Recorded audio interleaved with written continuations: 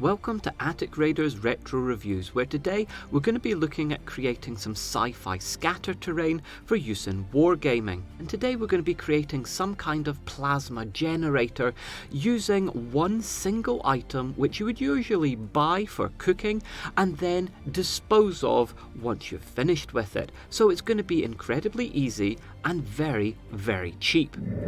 I'm going to be using a rock salt grinder. This particular one is from Tesco, but you get them from all different supermarkets, and you also get ones for grinding chili flakes and for garlic granules. These cost approximately £2.50 to buy, but obviously you're going to use your salt for cooking and for seasoning food. Once you're finished with the salt, instead of throwing away the packaging or recycling it, we're going to remove this top section, and this is going to become our plasma generator. The glass jar and the plastic lid can be recycled, but this piece here we're going to want. Now, it's a little bit of a squeeze. This is the trickiest bit, but if you squeeze it slightly out of shape and pull, eventually you're going to be able to separate these two sections into the two parts that they were made in. It takes a little bit of effort, but it's not that difficult. Once those two pieces are separated, then the top section is going to get press fitted into the bottom section. You can use glue to hold this in place eventually, but it does push fit quite nicely. We now have quite a large hole in the top, and that's going to need to be filled, and to do that we're going to use the grinding section that is now at the bottom. You'll notice the actual grinder section almost looks like it's on a sprue, so we're going to use some cutters in order to cut it off. And here I just grabbed the first thing that I had, which was some wire cutters, and unfortunately they are too wide. They're not going to fit in there properly. So I swapped that out to some of my actual sprue cutters, and that works much better, and it just snips that plastic straight through. And when you're doing this, you're going to want to make sure you leave a little bit of those spokes sticking out and don't cut exactly flush to the central circle. The reason for that is because the little spokes almost make it exactly push fit into here. If you don't have those little excess bits sticking out, if it's too smooth, then this central piece just goes straight through the hole in the top, and it makes it quite difficult to glue in place. But with these little spokey bits sticking out, then as you can see here, it push fits in exactly, and it will hold in place ready for glue. The bottom section, as I said earlier, will just push fit straight on there, but those bits where we've cut it are going to need to be cleaned up so that nobody's going to accidentally cut themselves on something that is sticking out and a bit sharp.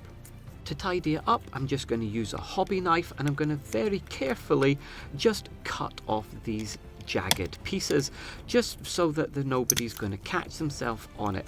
Of course, this is going to be the bottom of our plasma generator, so nobody's ever going to actually see this bit, so this is not strictly a necessary step, but just for safety and for tactile comfort, we're going to get rid of them. With all the spoke pieces cut off, we're just going to use some really low grit sandpaper and just sand it down nice and smooth. Again, nobody is going to see this bit, so it really doesn't matter what it looks like, but it is good to have it feeling nice.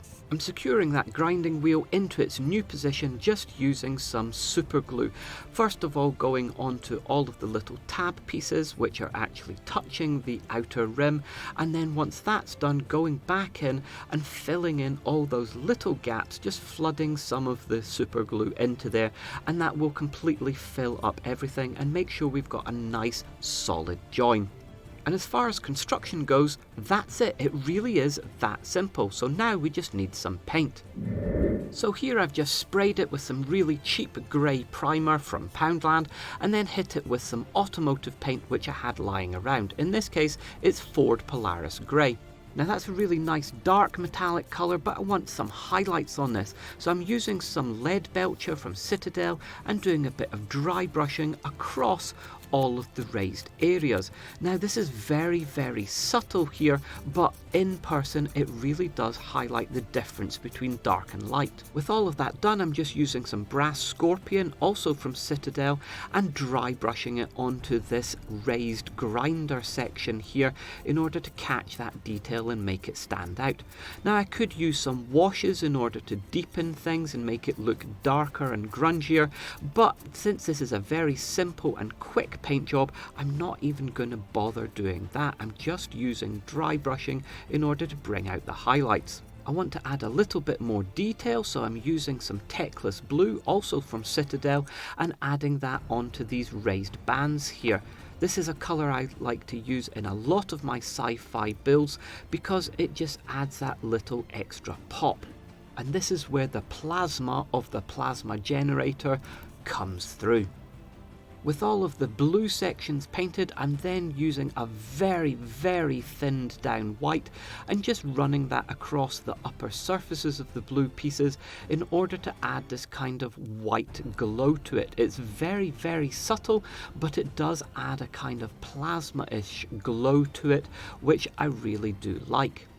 And that's it, just 5 colours and it's done. It really is a very simple, quick paint job. But of course you could go all out and do whatever kind of colours you want on this. And that's it, recycling materials which would otherwise be thrown out and getting something that looks really nice for your wargaming table. So I hope that's inspired you to have a go at creating some of these. If you do, then please let me know about it in the comments down below. And if you've enjoyed what you've seen here today, please remember to like and subscribe, and we'll be back next time with more on Attic Raiders Retro Reviews.